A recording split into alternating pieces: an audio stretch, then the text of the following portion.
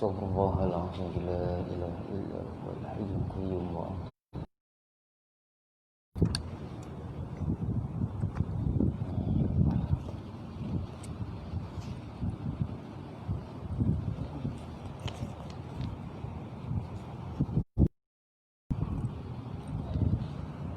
Astaghfirullahal azim, la ilaha illa huwal hayyul qayyum. Astaghfirullahal azim, la ilaha illa huwal hayyul qayyum. Ila hadratin Nabi Muhammad sallallahu alaihi wasallam wa alihi al-kiram wa ashabihi al-a'zam syaikhin, khususan ila Fadil Muhammad Abdul Latif Salih Al-Fuqih Hasan wa jami' wa awliya'illahi salihin wa jami'al muslimina wal muslimat wal mu'minina wal mu'minat al-ahya'i minhum wal amwat, khususan ila Fatimah wal marhumah as-sayyidah Nurullah binti Hasan lahumul Fatihah. Na'udzu billahi minasy syaithanir rajim. Bismillahirrahmanirrahim. Alhamdulillahi rabbil alamin. Ar-Rahmanir Rahim. Maliki yaumiddin. Iyyaka na'budu wa iyyaka nasta'in. Ihdinas siratal mustaqim. An'amta 'alaihim ghairil maghdubi 'alaihim waladdallin. Bismillahirrahmanirrahim. Alhamdulillahirabbil alamin. Wassalatu wassalamu ala asyrafil anbiya'i wal mursalin wa ala alihi wa sahbihi ajma'in. Rabbi shrah li sadri wa yassir li amri wahlul 'uqdatam min lisani yafqahu qawli. Wa la haula wa la quwwata illa billahil aliyyil 'azim. Sahla illa ma ja'altahu sahla wa anta taj'alul hazna idza syi'ta sahla. Amma ba'd. Qala al-musannif rahimahullahu ta'ala wa nafa'ana bihi wa bi ulumihi wa bikum fid daraini amin. Tuan-tuan yang diberkati Allah sekalian, muka surat 83 yang rumi atas sunat tawaf. Kita masih lagi bahaskan bab tuan-tuan. Saya baca ni,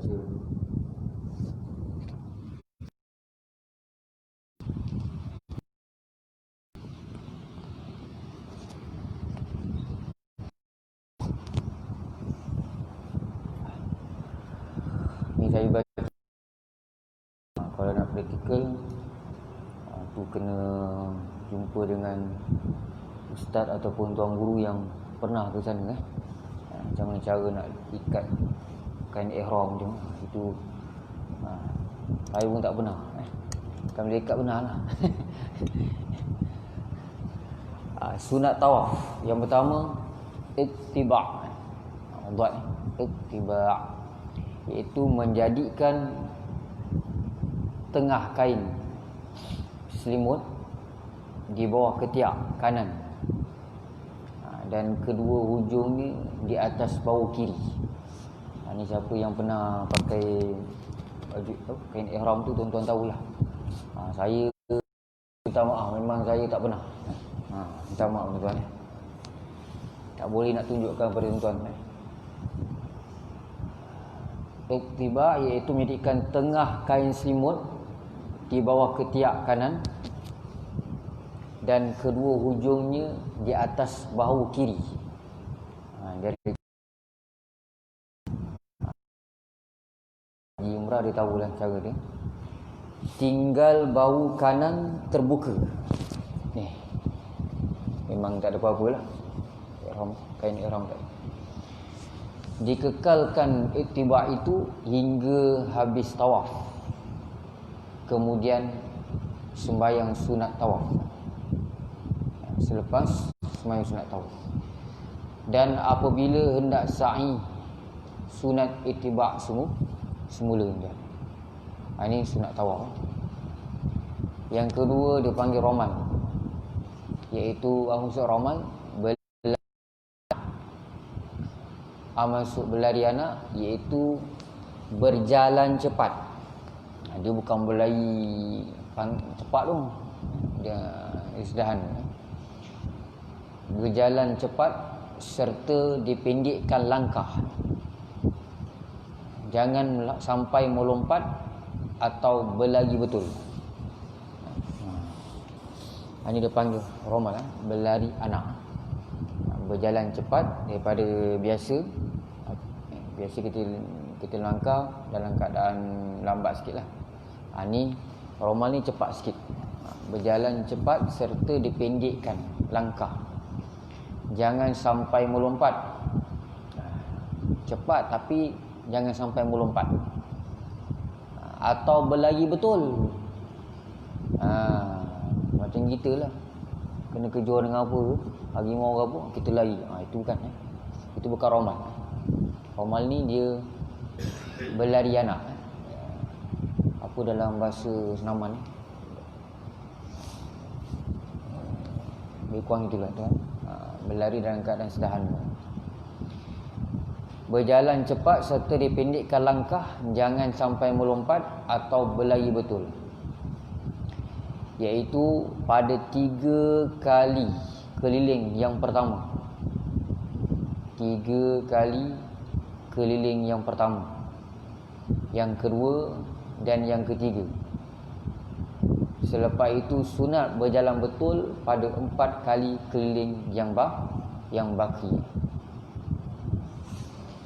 Ini yang kedua. Yang ketiga, bagi orang laki-laki sunat tawaf dekat dengan Baitullah. Kalau boleh lah. Bagi orang laki-laki sunat tawaf dekat dengan Baitullah. Jika berlawan antara dekat dengan romal, tengok dalam kurungan, jika dekat tidak dapat romal. Maksud romal berlari anak dia. Kerana sesak orang ramai. Dan jika jauh dapat romal. Kalau kita dekat dengan Baitullah, kita boleh buat romal, berlari anak-anak. Tapi kalau dekat tak dapat, kalau jauh dapat. Mana satu yang afdal? Apa kata tuan guru kita? Nescaya memelihara romal lebih utama. Memelihara romal itu lebih utama. Kita buat jauh pun, walaupun kita buat jauh daripada Baitullah, tapi kita boleh buat romal, itu lebih afdal daripada kita dekat tapi tak dapat buat romal. Kerana romal itu suatu cogan yang berasing sendiri. Dan tawaf yang disunatkan romal itu ialah tawaf yang ada sa'i kemudian. Maksudnya tawaf rukun ataupun tawaf kudum. Tidak sebarang tawaf. Dari itu tidak sunat romal tawaf wada', dan tawaf sunat hari-hari. Dari itu tidak sunat romal. Ada tidak semua tawaf yang disunatkan romal. Ada yang tertentu saja. Yang tak disunatkan romal ni tawaf wada' dan tawaf sunat hari-hari je lain. Ini yang ketiga tuan. Yang keempat, sunat tawaf yang keempat dipanggil istilam. Istilam meraup Hajar Aswad dengan tapak tangan. Hajar Aswad. Kalau tengok gambar tu, Hajar Aswad tu tak adalah besar sangat. Agak-agak besar. Kecil. Besar kipas ni. Besar sikit. Nampak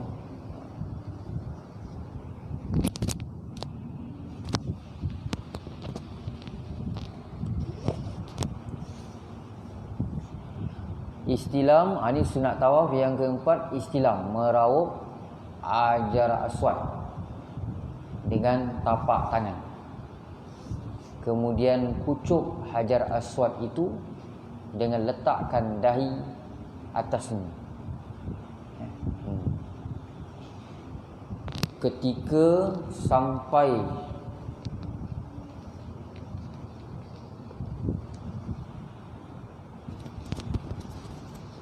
sampai bertentang dengan rukunnya, penjurunya dalam tiap-tiap kali keliling.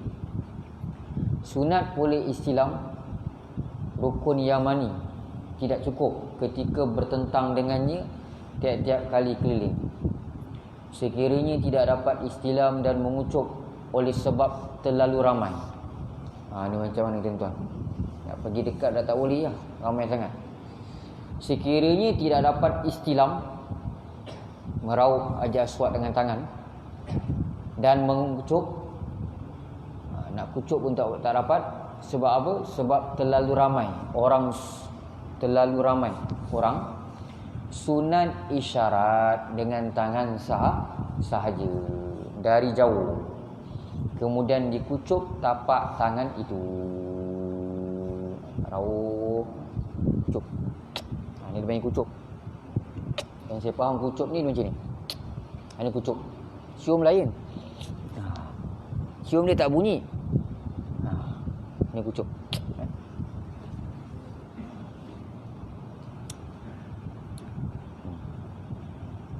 Patutnya salam, kalau kita salam ibu bapa kita pun bukan cium tuan-tuan, dikucuk.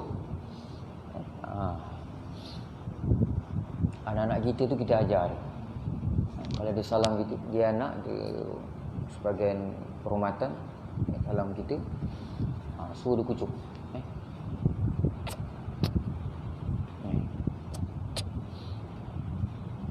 Itu kalau bersalam lah. Kucuk yang saya faham kucuk, bukan cium. Sekiranya tidak dapat istilam dan mengucuk oleh sebab terlalu ramai orang, sunat isyarat dengan tangan sahaja dari jauh. Isyarat je kalau jauh.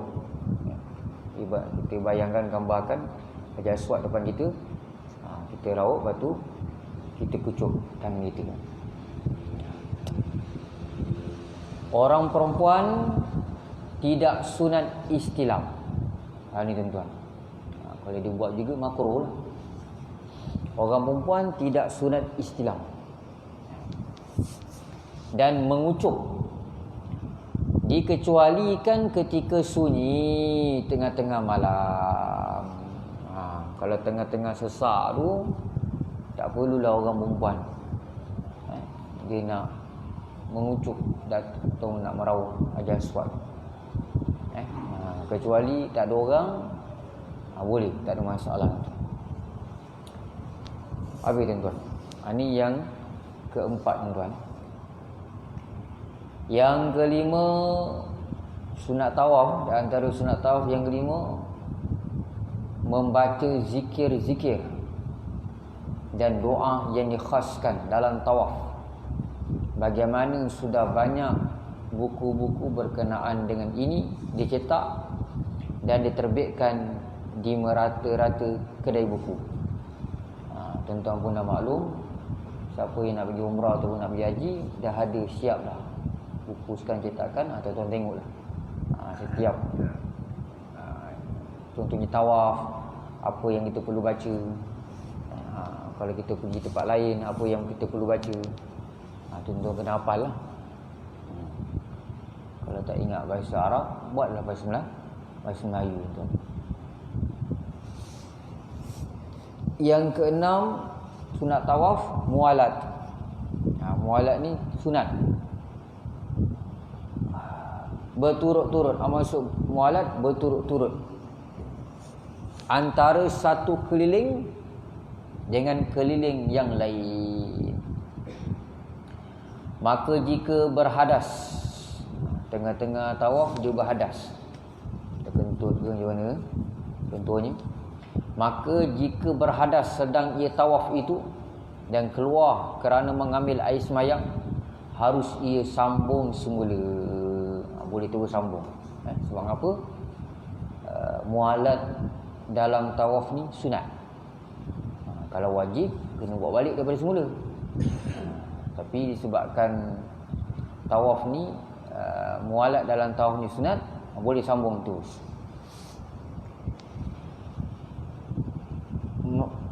Harus ia sambung semula atas sebeberapa yang telah diperbuat. Tetapi kata tuan guru kita, yang lebih ihtiyat. Ihtiyat ni maksudnya lebih berhati-hati. Yang lebih ihtiyat, lebih meliputi dibuat semula. Lebih baik kita ulang daripada awal semula. Demikian juga jika didirikan jemaah sembahyang fardu atau ada hajat yang datang. Demikian juga jika didirikan jemaah sembahyang fardu atau ada hajat yang datang serta merta, hendaklah ia potong tawaf itu. Tengah-tengah tawaf nak sembahyang pula. Sembahyang fardu. Hendaklah ia potong tawaf itu, berhenti setakat beberapa keliling yang sudah dibuat. Kemudian bila sudah selesai sembahyang atau selesai hajatnya, bolehlah ia sambung. Tetapi buat balik semula lebih afdal. Kata orang guru kita, buat balik semula lebih afdal. Tapi kalau tuan-tuan nak sambung terus pun boleh. Makruh dipotong tawaf dengan tiada sebab. Saja-saja je ni. Bulan habis kita awak duduk termenung ni. Makruh. Sah juga tawaf dia, tapi makruh. Sebab mualat dalam tawaf adalah sunat. Kalau wajib, memang tak boleh tinggal. Dia tak boleh berhenti terus. Tapi di sini ada diletakkan pelanggaran. Mualat dalam tawaf ni hukum dia sunat. Adalah dia punya sebab, tuan. Kadang-kadang tengah-tengah tawaf macam-macam lah. Orang bawah lah. Tak pernah nak cerita lah. Tak pernah ke sana. Berkempit ni. Cik Tuan Haji.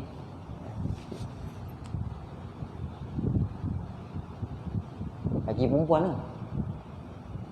Campur lah. Itu iman kena kuat. Macam-macam ujian. Tapi ada seorang kawan saya tu pergi sana, pergi haji, cakap dengan saya, kalau dekat Malaysia, kalau betul dia, maksudnya dia tengok orang pergi haji ni, dia tengok pelik lah. Akhir zaman punya yang berlaku akhir zaman. Pergi sana ni setakat melepaskan batu di tangga.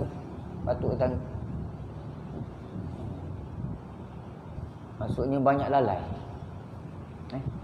Dengan handshake-nya, dengan tu dia pesan pada saya, dia beritahu saya, dia bermula daripada Malaysia. Kalau Malaysia dia kuat beramal, insya-Allah dia pergi sana pun dia akan beramal. Tapi kalau dia pergi Malaysia memang kaki tidur, pergi sana pun lebih kurang sama aja. Kecuali orang yang diberi hidayat, petunjuk. Tapi kebanyakan macam itulah. Itu pengalaman kawan saya lah. Dia beritahu saya. Allah.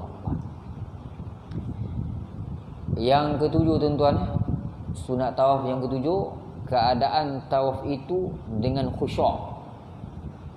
Keadaan tawaf itu dengan khusyuk.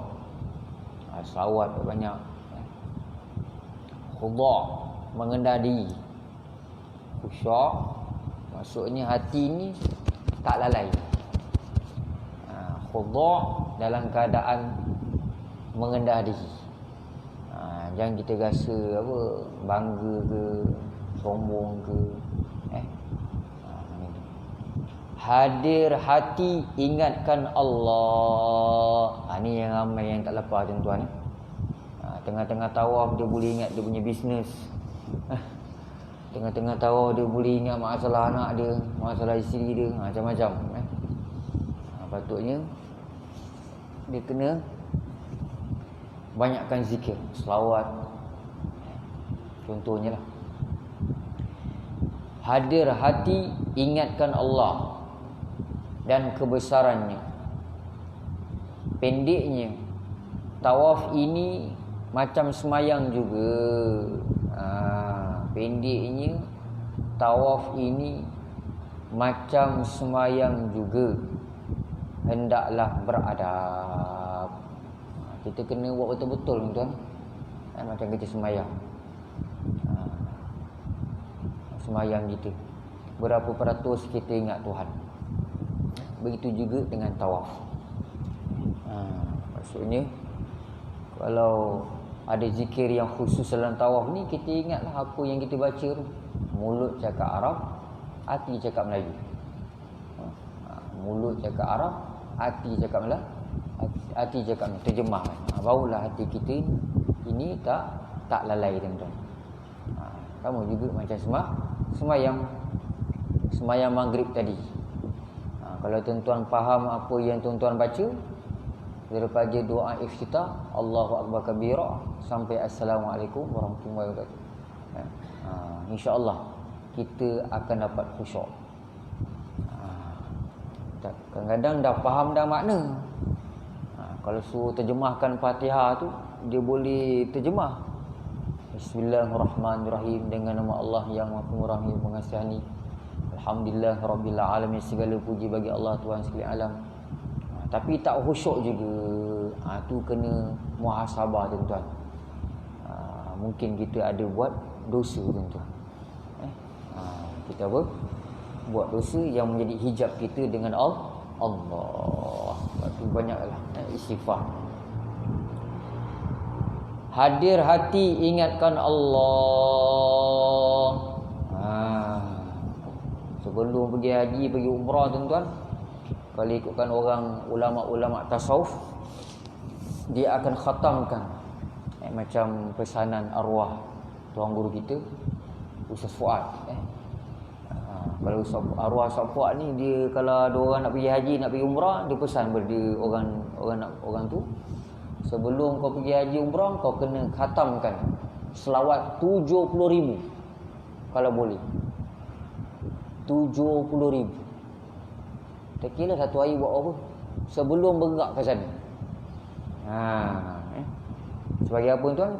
Sebagai hadiah kita kepada baginda Rasulullah SAW. Sebab kat sana nanti kita akan mengzarahi makam baginda Rasulullah SAW. Takkan kita nak ziarah dalam keadaan tidak ada bawa hadiah. Kita nak ziarah orang, biasanya kita akan buat hadiah. Tapi Rasulullah dah wafat, tak adalah kita nak bawa apple ke apa. Kita gantikan dengan selawat. Tuan-tuan. Sebab selawat ni, kalau kita selawat, memang Allah tugaskan satu malaikat sampaikan selawat tu kepada baginda Rasulullah SAW. Sebab akhirat nanti, maksudnya Rasulullah kenal kita ni banyak selawat ataupun tidak. Ni tuan. Keadaan tawaf itu dengan khusyuk, khudu', hadir hati ingatkan Allah. Hadir hati ingatkan Allah. Sebab tu pentingnya bertasawuf tuan-tuan. Tuan-tuan dah belajar tasawuf, baguslah. Macam esok pagi, siapa mengajar? Ustaz Sofian, penawar bagi hati. Itu kitab tasawuf dah. Alhamdulillah, fardu ain. Apa fardu ain? Tauhid dah betul lah. Macam semayang. Akidah Ahlussunnah wal Jamaah. Lepas tu PK. Fatihah dah betul lah, rukun dijaga, rukun semayang yang 13 tu. Tapi hati bermasalah. Sembahyang patutnya ingat Allah, tapi ingat benda lain. Tak minta Ustaz Zaurin tak datang malam ni. Ada pula kat tepi sana. Ni tuan-tuan. Ini tasawuf. Tuan-tuan dah belajar tasawuf, kena amalkanlah. Tasawuf ni dia lebih kepada amalan. Kalau belajar tapi tak amalkan, tak guna juga. Sebab tu pentingnya bertasawuf. Sebab apa saya cakap macam ni? Sebab nak kaitkan apa kata tuan guru kita, hadir hati kita ingatkan Allah. Cara dia, tuan-tuan mesti mengikuti perjalanan tasawuf. Dengan cara apa? Berilmu, berguru, belajar dengan seorang guru yang betul-betul mahir dalam ilmu tasawuf.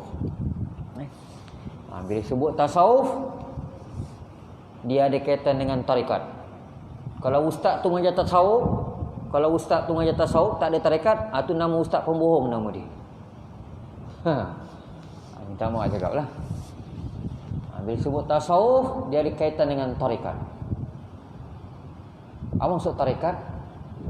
Perjalanan. Dengan cara apa? Zikir. Dan bila sebut tarekat, dibekalkan kepada kita wirid khas.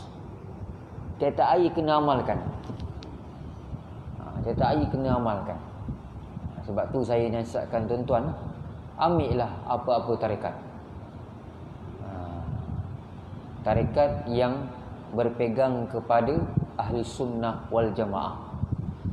Jangan kita fikir bila sebut tarekat ni sesat, tak. Yang tarekat yang sesat janganlah ikut. Macam mana ustaz nak tahu ni sesat ke tidak? Tengok dia punya syariat. Senang saja. Kalau dia berzikir je tak nak semayang, tu tak betul. Tuan Haji, ni nak masuk isyak tak semayang.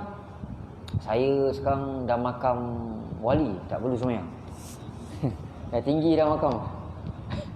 Itu kau wali, itu kuali nama tuan. Ambil kuali dekat belakang kita, sekop kepala dia. Itu ukuran kita. Berzikir, kami semangat kalau ada jadual berzikir, dia nombor 1 pergi. Rupa-rupanya Allah. Percampuran lelaki perempuan. Lelaki perempuan. Itu yang dia semangat nak pergi. Itu tak betul tuan-tuan. Pencampuran pergaulan dia tak jaga. Patutnya dia lelaki depan, perempuan belakang. Tak bolehlah dia campur. Ataupun berzikir tapi buat benda yang menyalahi syariat. Ayapin kerajaan langit. Tak payah semayang, niat je. Wah, hebat. Tak payah Tuan Haji nak pergi penat-penat masjid Jami' Jasin tu. Duduk dekat rumah tengok Doraemon, niat dah, cukup. Sahaja aku semayang fardu maghrib 3 rakaat kerana Allah, dah cukup. Itu tak betul tuan-tuan. Itu tak betul. Orang yang tarekat, orang yang bertarekat, dia punya syariat dia pegang teguh. Sebab tu orang Yahudi ni, dia memang cukup anti dengan orang tarekat. Sebab tu dia gunakan ulama-ulama. Contohnya dia gunakan ulama yang berpahaman Wahabi untuk memerangi ulama-ulama yang ada jiwa sufi. Sebab dia tahu, sebab apa tuan? Sebab dia dah, orang Yahudi ni, orang kafir ni, dia dah kaji dah. Orang dulu-dulu yang, orang Islam yang dulu, yang bila perang dia menang sebab apa? Rohani dia kuat. Macam contohnya Sultan Salahuddin Al-Ayyubi, dia punya tentera dia pilih orang yang bangun tahajud. Biasanya tua-tua lah.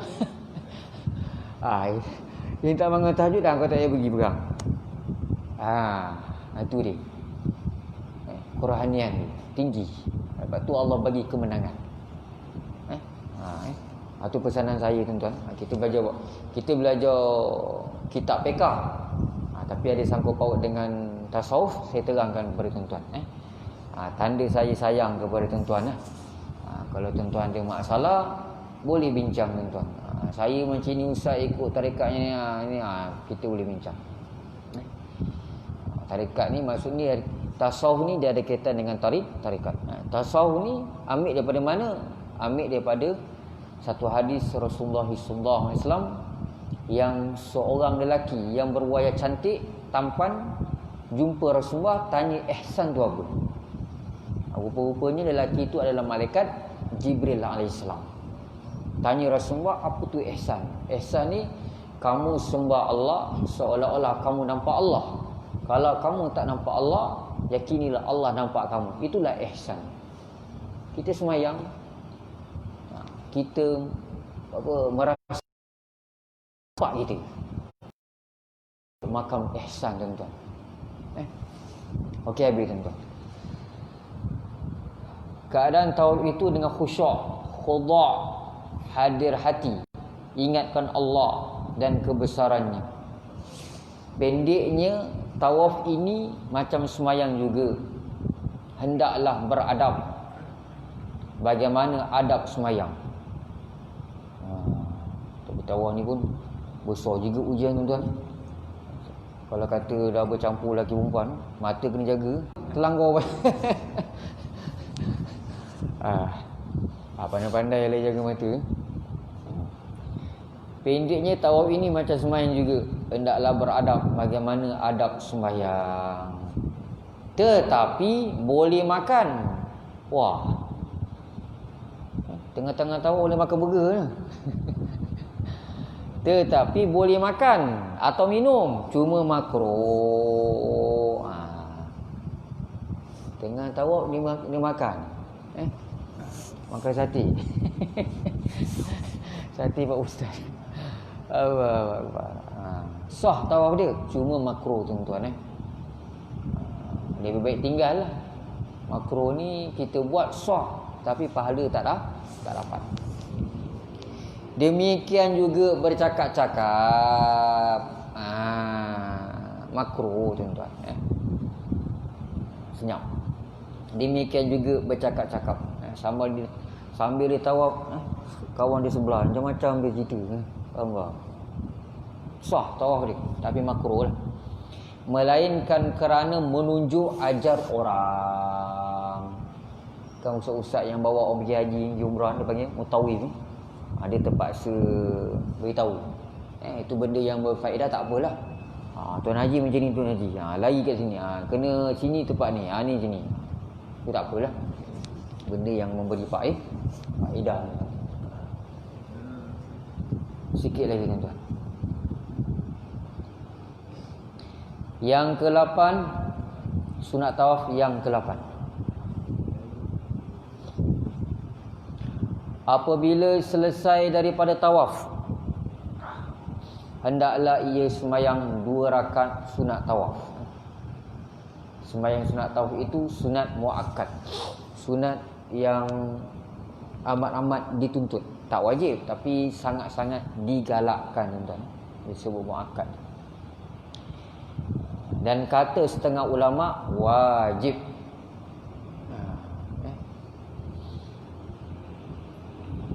Lepas tawaf, sembahyang sunat tawaf 2 rakaat. Hukum dia sunat muakkad. Sangat-sangat digalakkan. Ada ulama kata wajib. Macam sembahyang witir lepas isyak. Kalau kita sunat, tapi mazhab Hanafi wajib tuan-tuan. Dan sunat pula dikerjakan di belakang makam Ibrahim. Saya pun tak tahu di mana keadaan makam Ibrahim, di belah kanan belah kiri. Di kanan kalau kita menghadap Kaabah belah sini, belah kanan sini. Yang ada pagar tu.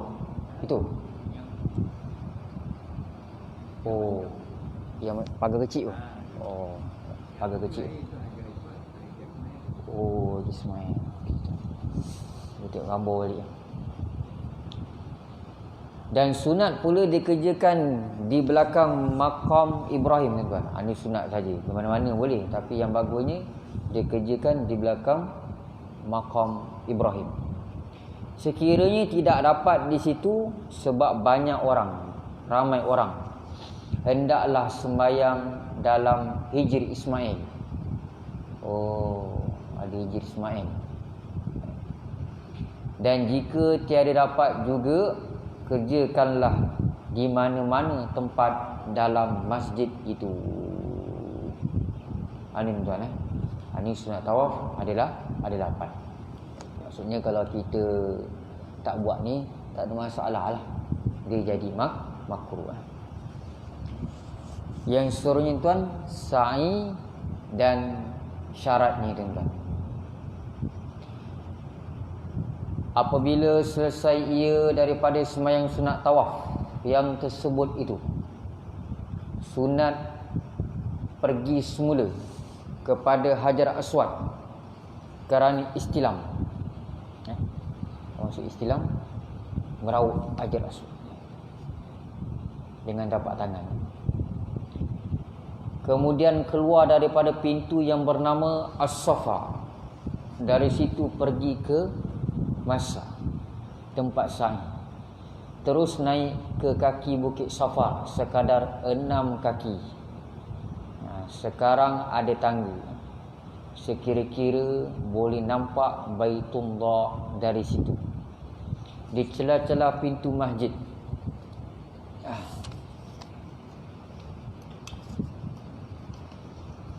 Apabila sudah naik, hendaklah menghadap kiblat Kaabah, mengucap takbir dan berdoa sekehendak hatinya. Jika tidaklah hafaz dalam bahasa Melayu Arab, hendaklah baca dalam bahasa Melayu. Demi takbir, berdoa dia.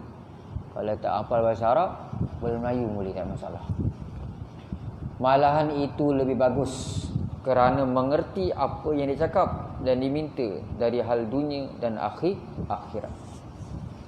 Kalau kita boleh baca dalam bahasa Arab, macam saya cakap tadi lah, kena faham apa yang kita baca.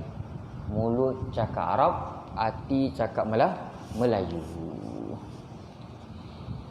Lepas tu turun daripada Safar ke Marwah. Daripada Safar ke Marwah. Apabila sampai kepada tanda batu hijau.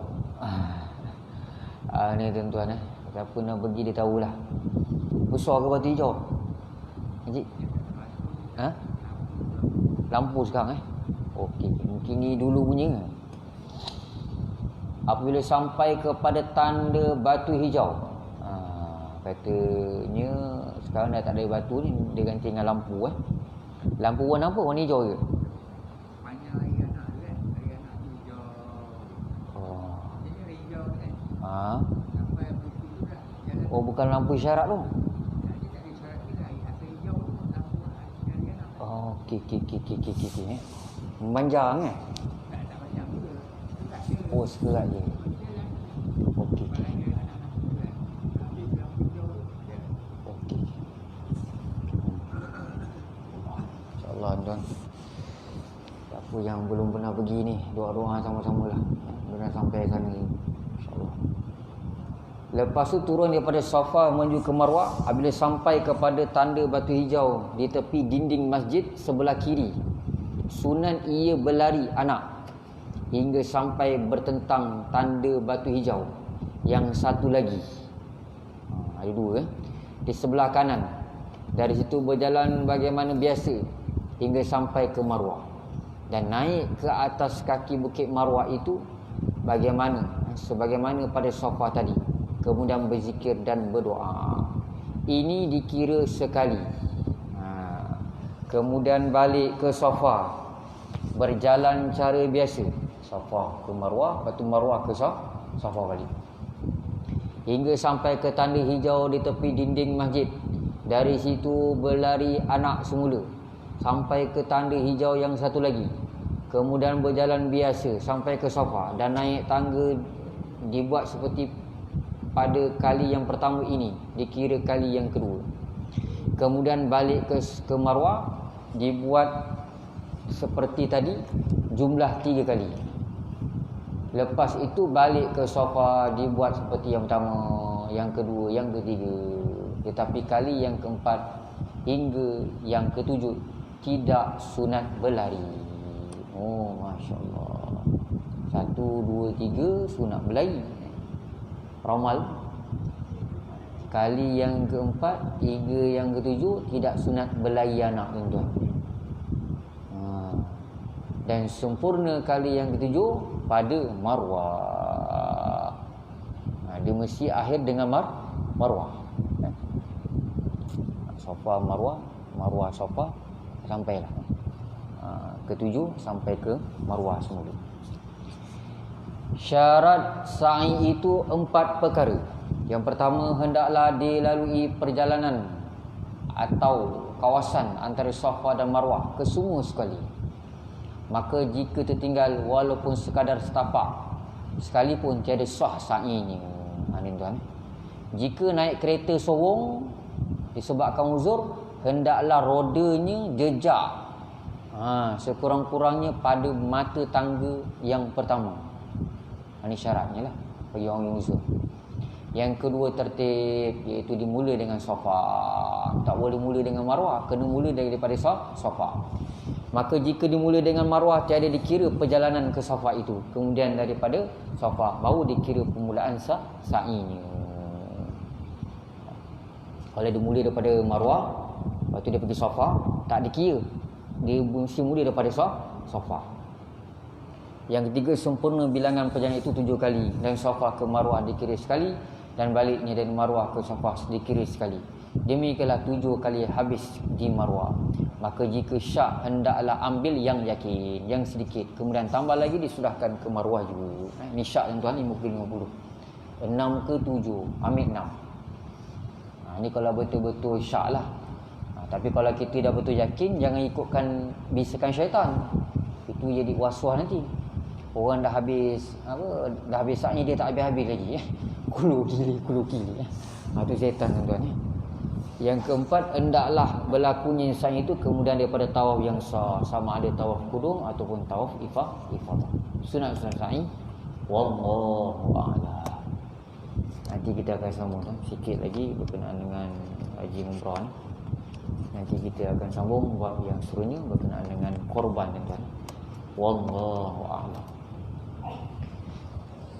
Bismillahirrahmanirrahim. Alhamdulillahirabbil alamin. Wassalatu wassalamu ala asyrafil anbiya'i wal mursalin wa ala alihi wa sahbihi ajma'in. Ya Allah, ya Tuhan kami, ya Allah, kami telah banyak menzalimi diri kami, ya Allah, kami telah banyak menzalimi diri kami, ya Allah. Jika Engkau tidak ampunkan dosa kami, ya Allah, jika Engkau tidak rahmati kami, ya Allah, jadilah kami orang-orang yang rugi, ya Allah. Ampunkan dosa kami, ya Allah, ampunkan dosa kami, ya Allah, ampunkan dosa kedua ibu kami, ya Allah, guru-guru kami, ya Allah, dan seluruh umat Islam ini, ya Allah, sama ada yang masih hidup atau telah meninggal dunia, ya Allah. Wahai Tuhan yang membolak-balik hati kami, ya Allah, tetapkan hati kami, ya Allah, dalam agama-Mu, ya Allah, dalam mentaati perintah-Mu, ya Allah. Kau berilah kata kepada kami, ya Allah, untuk berzikir kepada-Mu, ya Allah, untuk bersyukur kepada-Mu, ya Allah, untuk memperilokkan ibadat kepada-Mu, ya Allah, untuk istiqamah dalam menuntut ilmu sehingga kami meninggalkan dunia fana ini, ya Allah, semata-mata ikhlas kerana-Mu, ya Allah. Ya Allah, ya Tuhan kami, ya Allah, Engkau selesaikanlah segala masalah kami, ya Allah, Engkau selesaikanlah segala masalah kami, ya Allah. Kau tunjukkan kepada kami, ya Allah, jalan yang terbaik, ya Allah, untuk selesaikan segala masalah kami, ya Allah. Bantulah kami, ya Allah. Kau tunaikanlah segala hajat kami, ya Allah, hajat kami dunia dan akhirat, ya Allah, dengan kemegahan kasih-Mu, ya Allah, Rasulullah sallallahu alaihi wasallam. Dengan berkat surah Al-Fatihah dimulai dengan salawat dan sudahi dengan salawat. Allahumma shalli ala sayyidina Muhammad wa alihi wa sahbihi sallim. Bismillahirrahmanirrahim. Alhamdulillahirabbil alamin. Arrahmanirrahim. Maliki yaumiddin. Iyyaka na'budu wa iyyaka nasta'in. Ihdinas siratal mustaqim. Siratal ladzina an'amta 'alaihim ghairil maghdubi 'alaihim waladdallin. Allahumma shalli ala sayyidina Muhammad. Bismillahirrahmanirrahim. wal 'asri innal insana lafi khusr illa alladhina amanu wa 'amilus solihati tawasaw bil haqqi wa tawasaw bis sabr wa dawim 'ala dzikri ghanihi haqiqatan takun ghaginan fantaba'uni taba'nya istrikum la ilaha illallah Muhammadur Rasulullah alaihi salatullah.